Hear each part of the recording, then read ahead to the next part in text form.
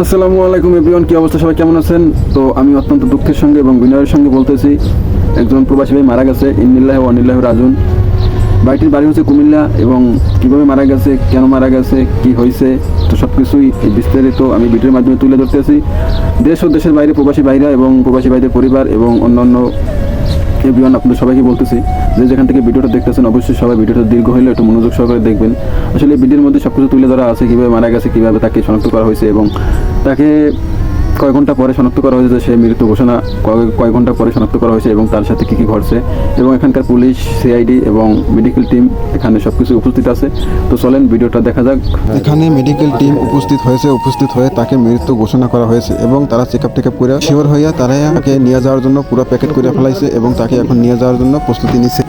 আপনারা দেখছেন তাকে মেডিকেল টিম চেক আপ করে নিয়ে যাওয়ার জন্য প্রস্তুতি নিচ্ছে। তো এর মাঝে আমরা একটু দেখে আসি তার পরিবারের কারা কারা এখানে আছে এবং তারা কতটা আর্তনাদ করতেছে। তো চলেন সেটাই দেখে আসি। তার ভাই আছে, ভাতিজা আছে এবং আরও আত্মীয় স্বজন আছে। তো চলেন তাদের আর্তনাদ কতটা কঠিন এবং কতটা আর্তনাদ করতেছে এইটা আমরা দেখি। চলেন।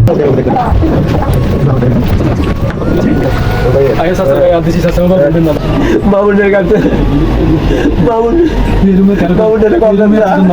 কি খবর পাই নাই, আর কি কথা করছি, কান্নার কথা কেউ পাই নাই। কালকে রাতে পারলেও কথা কয়েছি, কালকে রাতে পারলেও কথা কয়েছি। ভাই রে ভাই, ও ভাই নাই রে, আর ভাই আর নাই রে ভাই, আর ভাই নাই রে, আর ভাই নাই রে, ও মানে আমি কালকে বলতে ঠান্ডা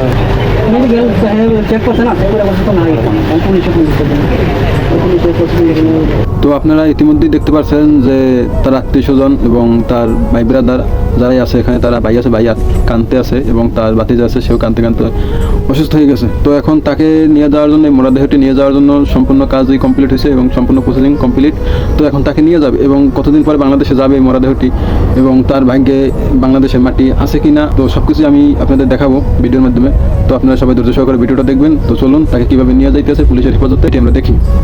আমরা সবাই দেখতে পাইতেছি যে আসলে তাকে নিয়ে যাইতেছে এই মরদেহটি কবেই বা কতদিন পর বাংলাদেশে যাবে তা আমরা কেউই জানি না। তবে ইনশাল্লাহ আমরা সবাই দোয়া করি যত তাড়াতাড়ি মরদেহটি দেশে যাবে অত তাড়াতাড়ি এই লাশটি মাটি হবে, তাকে যেন আল্লাহ তাআলা জান্নাতের উচ্চ স্থান দান করে, আমরা সেই আশাই করি। কারণ একটা প্রবাসী ভাই কতটা কষ্ট নিয়ে বা কতটা যন্ত্রণা নিয়ে একটা প্রবাস জীবনে থাকে একমাত্র একটা প্রবাসী জানে। আপনারা প্রবাসী ভাইরা যে যেখান থেকে দেখতেছেন অবশ্যই ভিডিওটা বেশি বেশি শেয়ার করে সবাইকে দেখার সুযোগ করে দিবেন। মরদেহটি লাশবাহী গাড়িতে ভরা হয়েছে এবং এখন এখানে তার আরবাব আছে, আরবাব মানে যে কোম্পানিতে সে ডিউটি করতো সেই কোম্পানির কফিল আছে এবং তাকে এখন নিয়ে যাইতেছে অ্যাম্বুলেন্স করে। তো আমরা ইতিমধ্যে দেখতে পাচ্ছি যে তাকে নিয়ে যাওয়া হয়েছে এবং তাকে নিয়ে যাওয়ার পরে আসলে তার ছোট ভাই এবং তার ভাতিজা আরও হাউমাউ করে কাঁদতে আছে এবং তারা আরও ভাঙে পড়ছে। আসলে একসাথে অনেকদিন রয়েছে তারা, এখন একটা দুর্ঘটনা বা যেভাবেই হোক আল্লাহ তাআলা তাকে নিয়ে গেছে। তো আসলে এই জন্য তারা বিষয়টা মানিয়ে নিতে পারতেছে না। তো চলুন দেখি তাদের কতটা আর্তনাদ আসলে সহ্য করার মতন না। চলুন দেখি।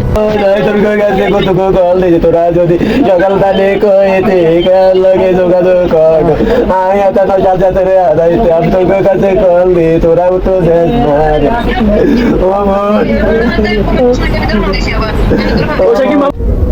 তো আমরা ইতিমধ্যে সবকিছু ভিডিওতে দেখতে পাচ্ছি। আসলে ভিডিওটা বানানোর সময় এখানকার পুলিশ, দুবাই পুলিশ আমার মোবাইলটা নিয়ে গেছিল, কারণ এখানকার কোনো দুর্ঘটনা ভিডিও করা নিষেধ।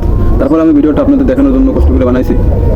তো আসলে আমাদের কারো জানা নাই এই লাশটি কতদিন পরে বাংলাদেশে যাবে বা আদৌ তার নসিবে বাংলাদেশের মাটি আছে কিনা। তবে আমরা সবাই দোয়া করি তাদের পরিবারের কাছে দুবাই সরকার এই লাশটিকে হস্তান্তর করুক এবং তার নসিবে আল্লাহ তাআলা যেন বাংলাদেশের মাটি থাকে, যদি তাহলে অবশ্যই পাবে। তো আমরা সবাই দোয়া করবো প্রবাসী থেকে এবং প্রবাসী যারা ভাই ব্রাদার আছেন এবং যারা প্রবাসী পরিবারে যারা আছেন, যারা ভিডিওটা দেখছেন এবং অন্যকেও শেয়ার করে ভিডিওটা দেখার সুযোগ করে দেবেন। তো যে যেখান থেকে ভিডিওটা দেখছেন সবাই সবার জন্য দোয়া করবেন এবং প্রবাসী ভাইরা আপনারা সবাই সবার জন্য দোয়া করবেন।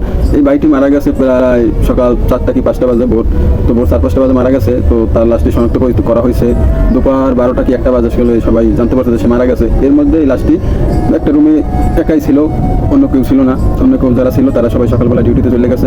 তো এই লাশটি প্রায় 7-8 ঘন্টা রুমের ভিতরে একাই ছিল। এই ছিল ভিডিও।